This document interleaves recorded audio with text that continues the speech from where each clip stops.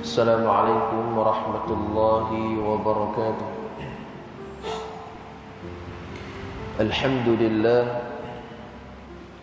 الحمد لله رب العالمين، والصلاة والسلام على أشرف الأنبياء والمرسلين وعلى آله وصحبه أجمعين. قال رب اشرح لي صدري ويسر لي أمري واحلل عقدة من لساني يفقه قولي. فقال الله تعالى في كتابه العزيز: أعوذ بالله من الشيطان الرجيم، والعصر إن الإنسان لفي خسر إلى الذين آمنوا وعملوا الصالحات وتواصوا بالحق وتواصوا بالصبر. صدق الله العظيم. Muslimin muslimat yang dirahmati oleh Allah, di dalam satu hadis yang dikeluarkan oleh Al-Imam Hujjatul Islam Al-Imam Ghazali rahmatullah alaih dalam kitabnya Ayyuhal Walad, yaitu membunyi alamatul i'radillah 'anil 'amd. Di antara salah satu tanda Allah Ta'ala berpaling daripada seorang hamba, ishtighaluhu bima la ya'ni, apabila ia selalu mengerjakan perkara yang tidak berfaedah. Habis sebutlah hadis ni, tanda Allah tak suka pada seorang hamba, Allah jadikan dia ni sibuk dengan benda-benda yang tak faedah, benda yang tidak mendatangkan manfaat kepada akhlak dan juga urusan akhirat dia. Wa inna imra'an dhahabat sa'atun min umrihi fi ghairi ma khuliqa lahu lajadir. Kata Nabi SAW, dan seandainya ada satu saat sahaja daripada umurnya yang telah digunakan pada barang yang bukan merupakan tujuan kehidupannya. Nabi habaqkan kita, ada satu masa, ada satu waktu dia buat benda yang tak mendatangkan faedah kepada dia, buat benda yang boleh melalaikan diri dia kepada Allah Azza wa Jalla. Maka kata Nabi SAW, an tatula alaihi hasratuhu, maka dia akan merasa akan panjangnya penyesalannya pada hari kiamat nanti. Disebabkan buat benda yang tak ada faedah, hari kiamat esok dia akan rasa menyesal. Dia kata, kalaulah aku tak buat macam tu dekat dunia dulu, kalaulah aku tak buat lagu sekian-sekian, kalaulah aku tak kata begitu sekian-sekian, nescaya aku tak akan menyesal di hari ini. Antatula alaihi hasratuhu wa in jawaza al-arba'ina wa lam yaghlib, dan sesiapa yang umurnya lebih daripada 40 tahun. Tuan-tuan, apabila matan ni, tuan-tuan, ada beberapa hadis Nabi SAW yang sebahagiannya sahih dan sebahagiannya dinilai dhaif. Ini saya kena amanah dengan ilmu. Dalam riwayat yang lain dikeluarkan oleh Al-La'i Al-Masnu'ah oleh Abu Fattah Al-Azdi. Dia mengatakan bahawa apabila wa man jawaza al-arba'ina wa lam yaghlib, apabila menjelang umur 40 tahun, sebahagian ulama menilai riwayat tu riwayat yang dhaif. Seumpama seperti An-Nasa'i, Daruqutni, kerana terdapat seorang perawi yang bernama Ibn Sa'id Al-Azdi matruk. Tuan-tuan, sabar dulu. Kalau kita dengar hadis tu hadis yang dhaif, jangan kita buang terus. Ada kelebihan dia juga. Menurut Al-Hafiz Ibnu Hajar Al-Asqalani mengatakan bahawa kalaulah hadis itu hadis yang dhaif ringan sahaja, tetapi apabila dikumpulkan banyak riwayat, dhaif ringan itu boleh dinaikkan martabatnya menjadi hasan li ghairih. Itu kaedah para ulama. Maka ini dipersetujui oleh Al-Imam Az-Zahabi rahmatullah alaih. Tetapi apabila hadis itu hadis yang dhaif yang terlalu berat, hadis yang terlalu berat, maka hadis tersebut kita tidak boleh menjadikan sumber hukum dan persyariatan dalam sesuatu amal ibadat. Tak boleh. Ini kita kena amanah. Dan apabila seorang pendakwah dan ustaz disebut hadis tu hadis dhaif, dia kena abak hadis tu hadis dhaif. Kena abak. Jangan kata kalau aku abak dhaif ni satgi orang tak mau dengar pula. Tak. Ini kaedah amanah dengan ilmu, kena abak. Dan ta'amul ma'a hadis dhaif. Bagaimana kita berinteraksi dengan hadis dhaif? Kata ulama boleh nak abak ke orang, tapi kena abak sebab apa? Saya sebut dah sebentar amanah. Maka menurut Al-Hafiz Ibn Asqalani, boleh kita memberitahu hadis dhaif itu, tetapi mestilah dalam bab fadail amal, dan juga untuk memberikan motivasi supaya orang boleh mengambil pengajaran dari hadis tersebut. Boleh. Apabila Nabi disebut dalam riwayat ini, wa man jawazul arba'ina wa lam yaqlib, apabila umur seseorang itu melebihi 40 tahun, mana mungkin 42, 45, 48, 50 ke atas lah kira. Ya, walam yaqlibu khairuhu syarruhu, iaitu sedangkan kebaikannya masih belum melepasi kejahatannya. Maknanya apa? Kecenderungan buat benda jahat tu lebih banyak daripada suka buat benda baik. Umur 45 duk tak nampak lagi jalan nak main ke masjid contohnya. Umur 50 tahun dah umur ni, nak pencen dah. Tak nampak lagi batang hidung dia dalam kuliah-kuliah ilmu. Tak nampak lagi ni tuan-tuan. Dia duk khalik lagi ni tuan-tuan. Dia duk khalik lagi. Padahal Nabi SAW sebut dalam hadis ni, kalau umur 40 tahun, bila duk congok-congok, duk buat benda jahat lebih banyak daripada buat benda baik, Nabi kata, "Falyatajahaz ila an-nar." Buat persiapan untuk terjun dalam neraka. Tu dia. Dan hadis ni bukan habaq kata 40 tahun, bukan maksud yang tu. Hadis ni juga merujuk kepada kena sentiasa membuat persiapan dan bersiap sedia. Ajal ni dia tak kira umur. Ada Allah ambil nyawa 20-an, belasan tahun, dan ada yang umur tersekalian kat 100 tahun pun ada. Allah berikan panjang usianya untuk dia muhasabah dan memperbaiki kehidupannya untuk bertemu dengan Allah Subhanahu Wa Taala. Hadis ni nak abang kita lagu tu. Untuk buat persiapan, kita tak tahu bila ajal kita, maka persiapan itulah kita sentiasa mengharap supaya Allah akhirkan hayat kita ini dengan melakukan amal soleh dan kebaikan, seperti mana Nabi sebut, innamal a'malu bil khawatim, sesungguhnya amalan itu dinilai dan dihukum di perakhiran hayatnya. Mudah-mudahan mukadimah yang ringkas itu memberi manfaat yang banyak kepada kita insya-Allah. Tuan-tuan sekalian, pada pagi subuh ni kita teruskan pembacaan kitab kita Talbisul Iblis karangan Al-Imam Ibnu Jauzi rahmatullah alaih. Baik, pada pagi ni tuan-tuan, muka surat 139. Muka surat 139 pada pagi ini kita akan membincangkan satu subtopik berkaitan dengan muslihat iblis terhadap golongan Rafidah.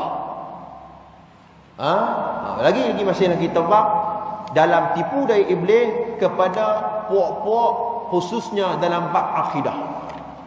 Bila tanya dia Islam, ya Islam, tetapi i'tiqad dan kepercayaan mereka menyimpang daripada kepercayaan yang benar.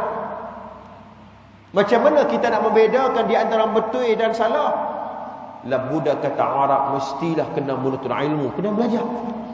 Kalau tidak, kalau kita tidak tahu apa ciri-ciri akidah yang diiktiraf oleh Islam, diiktiraf oleh Allah SWT.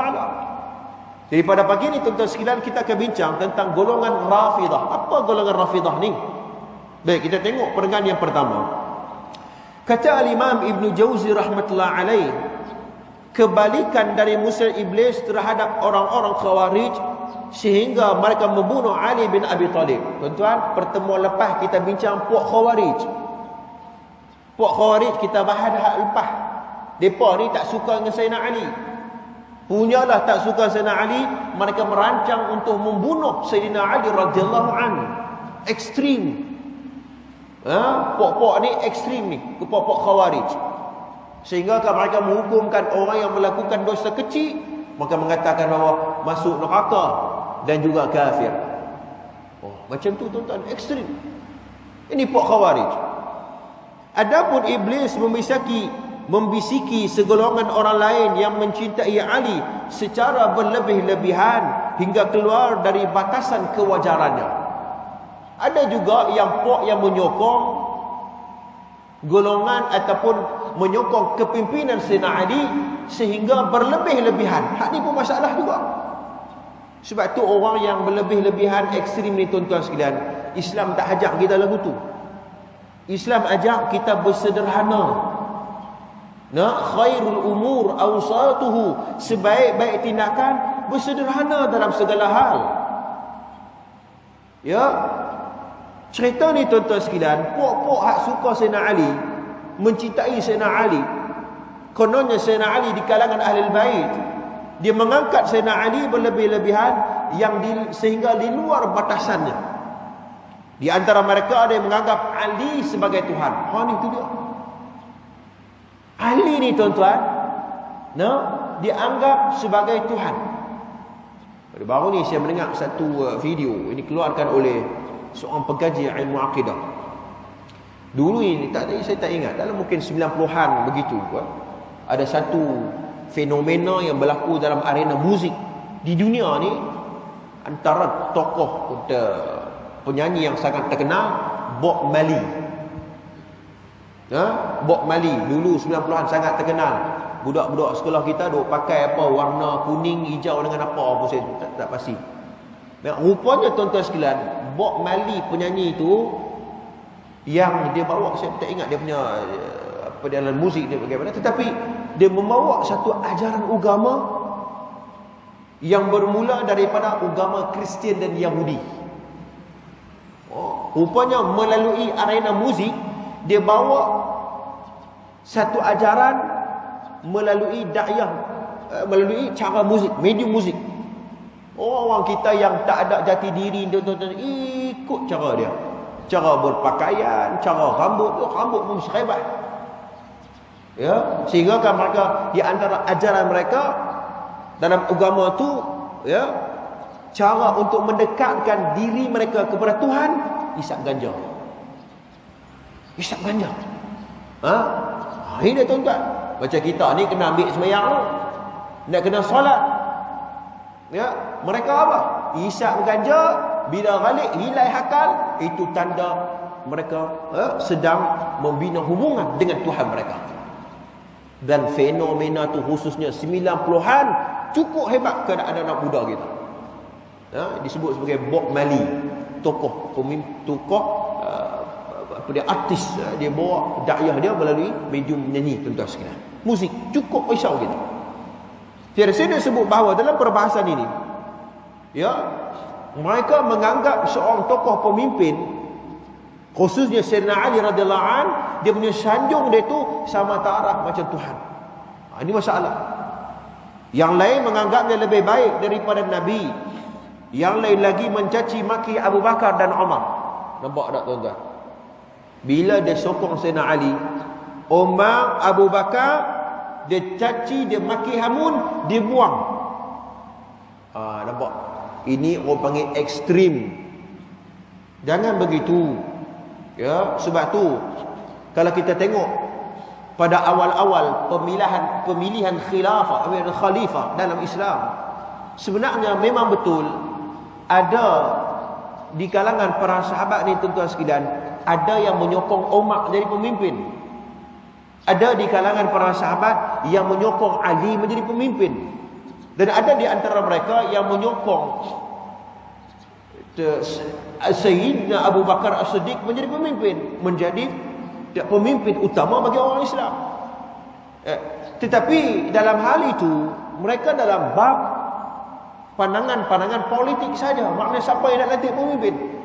Yang jadi masalah ialah pengikut-pengikut yang ekstrim. Mereka menyokong Sayyidina Ali sehingga kan mereka mewujudkan permusuhan di kalangan umat Islam. Yang itu jadi masalah. Ya, sehingga kan timbullah golongan Rafidah ini. Ya, ia bermula daripada ketaksuban derajat ekstrim kepada seorang tokoh pemimpin. Ya, baik, kita baca lagi. Sampai ada di kalangan mereka yang menganggap kedua-dua sahabat Nabi yang besar ini, Umar dan Abu Bakar, sebagai kafir. Subhanallah. Padahal mereka ada yang mengaku Islam, tuan-tuan. Bukan mereka tak solat, mereka solat. Bukan mereka tidak mengerjakan haji, mereka melakukan haji. Tetapi ekstrimnya mereka kepada Sayyidina Ali, mereka menghukumkan Umar dan juga Abu Bakar sebagai kafir. Sebab tu hati-hati tuan-tuan, hati-hati kelompok-kelompok ni yang bermudah-mudah dalam mengeluarkan orang daripada agama yang benar, makna agama Islam. Sagi dan ni kafir, hak ni kafir, hak ni kafir. Oh, dia seorang yang masuk syurga. Jangan begitu. Ya. Dan masih banyak pendapat-pendapat lain yang terlalu panjang untuk disebutkan di sini. Kami akan mengisyaratkan sebahagian di antaranya sahaja. Ibnu Jauzi dia berumai banyaklah kalau nak bincang berkaitan dengan Syiah Rafidah ni. Cuma Ibnu Jauzi dia berumai ada beberapa cerita tentang sejarah Syiah Rafidah ni. Syiah Rafidah. Bila tanya orang Islam, mengaku Islam, tapi rupanya Syiah Rafidah. Baik. Ibnu Jauzi dia berumai satu cerita yang menganggap Ali sebagai Tuhan adalah Ishaq bin Muhammad An-Nakhai Al-Ahmar. Ini nama pemimpin. Ini nama individu yang menganggap Sayyidina Ali sebagai Tuhan. Bila tengok pada zaman dulu, hari ini pun tuan-tuan sekalian, bila ada seorang ni dia mengagungkan Maradona. Buat kajian tuan-tuan. Di Argentina ada satu gereja yang dia buat satu, dia ukir muka Maradona, pemain bola sepak dunia tuan-tuan sekalian. Dia orang sembah dia. Orang sembah dia. Tuan-tuan, pemimpin pelakon yang sangat terkenal. Semua kita tahu Amitabh Bachchan ke apa? Punyalah orang ta'assub kepada artis ni tuan-tuan. Di India ada satu kuil yang mereka buat satu muka ataupun buat satu patung untuk mereka sembah Amitabh Bachchan. Ini bukan syarikat tuan-tuan. Ini ada satu kajian yang dibuat oleh Ustaz Ikram di tesis PhD dia. Dia buat kajian berkaitan kewujudan agama-agama baru pada hari ini. Agama-agama baru pada hari ini. Kita ni tuan-tuan, Islam ajar kat kita, kalau kita hormat kepada seorang manusia, hormat kepada seorang pemimpin, ya, dengan ketokohannya, dengan sumbangannya, jangan kita meletak dia melebihi had. Jangan. Dia pun manusia. Dia pun melakukan kesalahan. Jangan letak melebihi had dia. Nak cukup sekadar kita menghargai sumbangan dan juga bakat dia. Cukup. Janganlah kita sampai menyembah dia. Itu cukup baik. Sebab tu kalau kita belajar dalam ilmu sirah, ya, ilmu sirah dalam bab adyan al-Arab, ada satu kelompok jahiliah ni tuan-tuan, mereka menyanjung tinggi kepada golongan kahin ataupun golongan munajjim. Golongan munajjim. Apa maksud golongan munajjim? Mereka kalau ada masalah apa, mereka akan merujuk kepada golongan munajjim ni. Siapa munajjim? Mereka yang bila tengok langit, bila tengok bintang, mereka akan teka sesuatu apa yang berlaku pada masa akan datang. Ini pok munajjim. Ya? Dan sebenarnya pok munajjim ni tuan-tuan, bukan ada ilmu pun. Dia ikut tilik dia. Dia ikut dia punya apa yang ada dalam diri dia, hati dia saja. Sehingga kan dia nak membawa kepada orang sembah kepada bintang. Itu saja matlamat dia. Dia habaq dia kata, oh kalau bintang lagu ni akan berlaku sekian-sekian. Oh kalau pergerakan bintang macam ni akan berlaku benda-benda yang besar pada akan datang. Orang pun percaya. Tinggal tengok berlaku sungguh. Kata, hebatlah dia ni. Oh hebatlah bintang ni. Sembah bintang. Dia nak bawa ke arah itu. Sebab tu muslimin muslimat yang dirahmati oleh Allah, Islam ajak kepada kita bahawa itu sederhana. Kita tengok bagaimana pok Rafidah ni tuan-tuan, terutama Ishaq bin Muhammad An-Nakhai Al-Ahmar. Di Madain ada segolongan orang yang sangat berlebih-lebihan yang dikenal dengan golongan Ishaqiyah kerana menisbahkan kepada namanya. Nama apa? Ishaq. Tapi pok ni yang duduk di Madain, dia disebahkan kepada Ishaqiyah.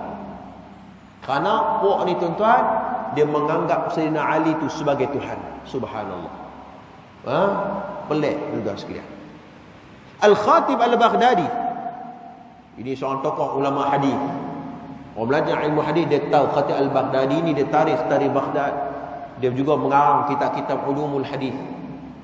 Ya, dia mengarang juga kitab tentang bagaimana nak mengenal perawi-perawi hadis. Khatib Al-Baghdadi rahmatullah alaih, dia mengatakan bahawa saya pernah membaca buku karangan Abu Muhammad Al-Hasan bin Yahya An-Nakhbakhti yang menyanggah pendapat orang-orang yang berlebih-lebihan itu.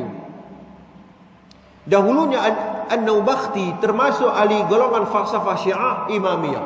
Dulu dia dipengaruhi dengan falsafah, sehingga kan dia terpengaruh dengan golongan Syiah Imamiyah. Hak ni lagi teruk tuan. Hak ni lagi teruk. Hak ni dia kata apa?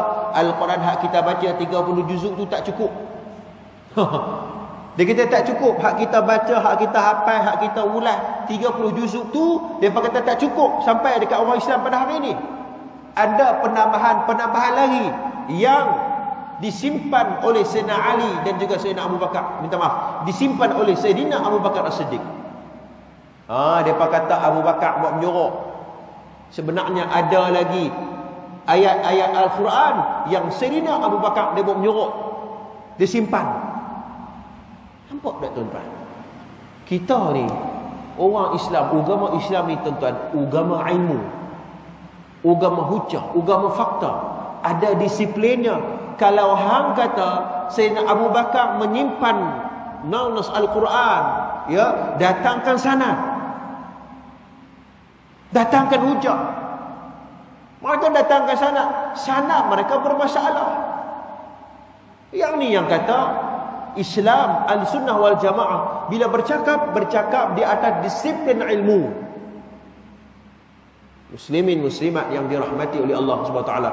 Dan kalau kita tengok bagaimana contoh agama kita ajak kepada kita bahawa bersifat objektif, bersifat ilmiah. Seumpama golongan-golongan orientalis. Kita bila masuk bab ni saya teringat poin tu, saya cerita kat tuan-tuan. Puak-puak orientalis ni tuan-tuan, khususnya mereka yang tidak bersetuju dengan hadis Nabi sallallahu alaihi wasallam, mereka mengatakan bahawa kenapa hadis-hadis yang sampai dekat kita ni, ya, padahal Nabi pernah melarang untuk meriwayatkan hadis. Memang betul. Hadis yang sahih, riwayat Al-Bukhari. Memang betul. Ya, dan juga mereka menukilkan ucapan dua orang sahabat. Yang pertama Abu Bakar. Abu Bakar, mereka mengatakan bahawa Abu Bakar pernah membakar kitab-kitab hadis. Sayyidina Abu Bakar. Begitu juga Sayyidina Umar, mereka mengatakan bahawa Umar pernah kumpul orang yang hafal hadis dan penjarakan mereka. Sebab apa? Seolah-olah Umar dan Abu Bakar menghalang orang yang meriwayatkan hadis ataupun mengumpulkan hadis.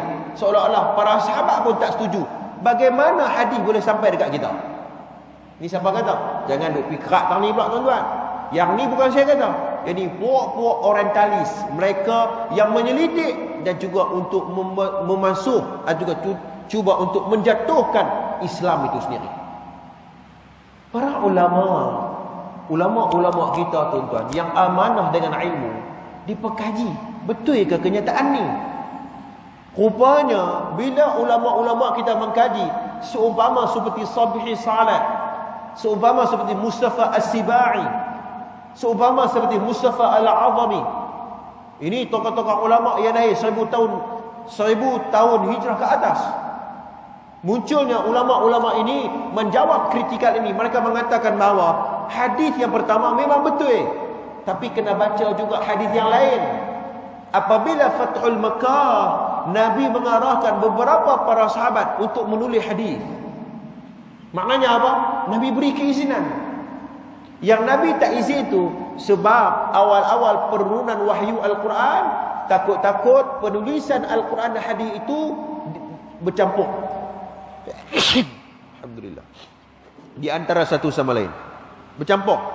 Sebab waktu tu Al-Quran tak habis lagi, masih lagi turun Al-Quran. Takut bercampur di antara penulisan Al-Quran dan penulisan hadis. Sebab itu Nabi tak bagi tulis. Nah, begitu. Adapun ucapan Sayyidina Umar dan Sayyidina Ali, ucapan itu apabila orang mengkaji dari sudut sanadnya sangat-sangat bermasalah, dan hadis riwayat itu riwayat yang palsu. Rupanya palsu. Orang yang terpengaruh dengan periwayatan itu maka mengatakan bahawa hadis yang sampai ke kita ni rupanya direka oleh ulama. Yang tu orang yang tak mengaji.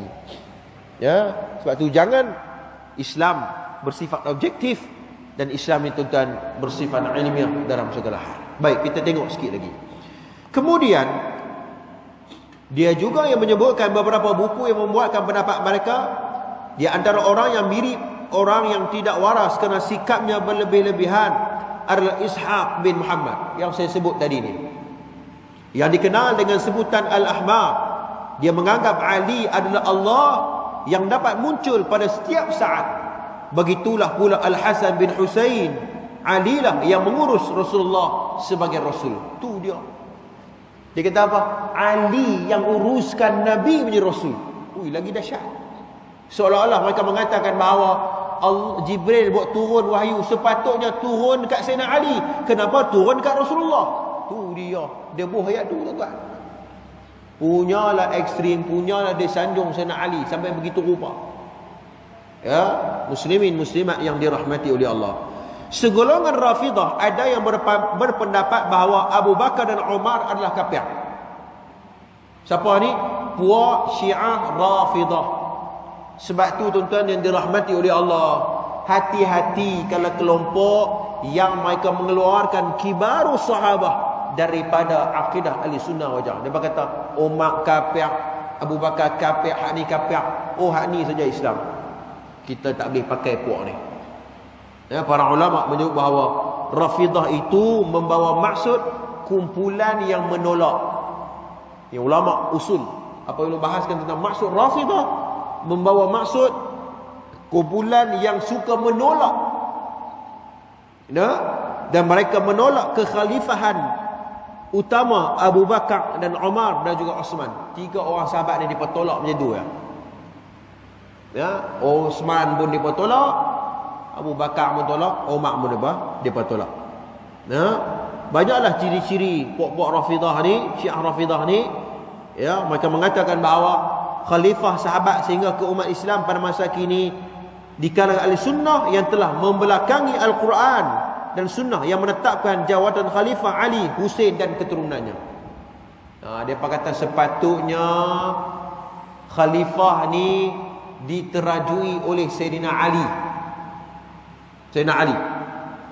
Begitu juga mereka mengatakan bahawa ya, Islam yang sampai kepada kita ini adalah Islam yang sesat. Tu dia. Hak kita duduk sembahyang, hak kita duduk mengaji tauhid, yang kita duduk mengaji ilmu agama ni tu sekalian, depa kata ilmu kita ni sesat. Siapa yang betul? Puak Syiah Rafidah. Depa kata depa yang betul. Sebab apa? Sebab orang Islam kita ni tuan-tuan, ahli sunnah wal jamaah, kita mengiktiraf kepimpinan Sayyidina Abu Bakar, kepimpinan Sayyidina Umar, Sayyidina Osman dan sebagainya. Dia berkata, kenapa apa iktiraf? Sesat. Macam tu dia pembuh. Ekstrim. Bahkan mengatakan bahawa yang lain lagi menganggap keduanya telah murtad sepeninggalan Nabi Muhammad sallallahu alaihi wasallam. Yang ni murtad, hak nu kafir, hak ni murtad, bu kafir. Senang sangat mulut mereka mengeluarkan begitu. Ya, sebab tu muslimin muslimat yang dirahmati oleh Allah Subhanahu wa taala, banyak nas yang Allah sebut dalam Al-Quran, khususnya dalam surah Al-Maidah, qul ya ahlal kitab la taghlu fi dinikum ghairil haqq wa la tattabi'u ahwa' qaumin qad dhallu min qablu wa adallu. Yang bermaksud, hai ahlul kitab. Ini cerita pasal ahlul kitab. Ambil pengajaran. Hai ahlul kitab, janganlah kalian melampaui batas dengan cara yang tidak benar dalam agamamu. Ahlul kitab, tuan-tuan, diturunkan kitab-kitab samawi kepada mereka. Ya, kitab Taurat, kitab Injil, tapi mereka mengambil agama dalam keadaan melampaui batas. Ya, Dan janganlah kamu mengikuti hawa nafsu orang-orang yang telah sesat terdahulu. Janganlah ikut orang yang sesat. Ambillah pengajaran daripada mereka. Dan mereka yang telah menyesatkan kebanyakan manusia, dan mereka lah qad dhallu min qablu wa adallu, dan mereka lah yang tersesat dari jalan yang lurus. Dah ada kitab samawi, ya, kitab Taurat, kitab Injil, dalam kitab tu dah habaq dah bawa akan muncul Nabi Muhammad sallallahu alaihi wasallam. Kenapa kalian tak ikut Nabi Muhammad? Begitu perbahasannya. Begitu juga tuan-tuan sekalian, ya, Nabi pernah cerita tentang, ya, orang-orang yang melampaui batas, yang disebut sebagai halakal mutanatti'un. Jangan, celakalah bagi orang yang melampaui batas. Nabi ulang sebanyak 3 kali. Jangan, bersederhana. Ya, kalau nak bersederhana, mestilah dalam keadaan kita berilmu, mestilah kita belajar. Tak ada jalan lain lah tuan-tuan, tak ada cara lain, tak ada jalan pintas. Mesti kena menuntut ilmu. Ya, merujuk kepada ahli-ahlinya. Ya, fasalu ala dzikr in kuntum la ta'lamun. Rujuklah kepada orang yang mengetahuinya. Ya, jika kita tidak mengetahui dalam satu hal. Muslimin muslimat yang dirahmati oleh Allah Subhanahu wa taala. Jadi pada pagi subuh ini tuan-tuan, kita bahas tentang puak golongan Rafidah ni. Sedikit tentang riwayat cerita itu. Maknanya pada pagi ini kita nak cerita bagaimana tipu daya iblis kepada golongan yang mereka mengakui bahawa Islam, tetapi rupanya mereka tertipu dengan iblis dalam bab akidah. Aidah tuan-tuan. Ini yang kita kena berhati-hati. Jangan kita ekstrim, kita bersederhana dalam segala hal dengan ilmu yang diiktiraf oleh ahli sunnah wal jamaah. Jadi takat itu dulu tuan-tuan perkongsian, ya, pada kitab kita pada pagi subuh ini. InsyaAllah jika diberikan kesempatan kita baca sikit lagi berkaitan dengan Syiah Rafidah, kemudian kita pindah kepada firqah yang seterusnya disebut sebagai golongan Batiniyah. Banyak istilah-istilah baru yang kita tak pernah dengar ni tuan-tuan. Mungkin mudah-mudahan ia memberikan manfaat yang banyak kepada kita, khususnya untuk kita berhati-hati dalam kita beragama ni. Tuan-tuan, kitab ni tuan-tuan, semua Ibnu Jauzi cerita tentang bagaimana tipu daya iblis untuk menghalang hamba Allah Subhanahu wa taala untuk meneruskan perjalanannya untuk bertemu dengan Allah Subhanahu wa taala dengan jalan yang sebenar. Ya, mudah-mudahan kita ambil pengajaran yang banyak dalam cerita ini. Aqulu qawli hadza wa astaghfirullahal azim li wa lakum. Assalamualaikum warahmatullahi taala wabarakatuh. A'udzubillahi minasyaitonir rajim. Bismillahirrahmanirrahim. Alhamdulillahirabbil alamin. Wassalatu wassalamu ala asyrafil anbiya'i wal mursalin wa ala alihi washabihi ajma'in. Allahumma inna nas'aluka 'ilman nafi'an wa rizqan thayyiban wa 'amalan mutaqabbala. Allahumma inna نسألك الهدى والتقى والعفاف والغنى. صلى الله على سيدنا محمد وعلى آله وصحبه أجمعين. والحمد لله رب العالمين.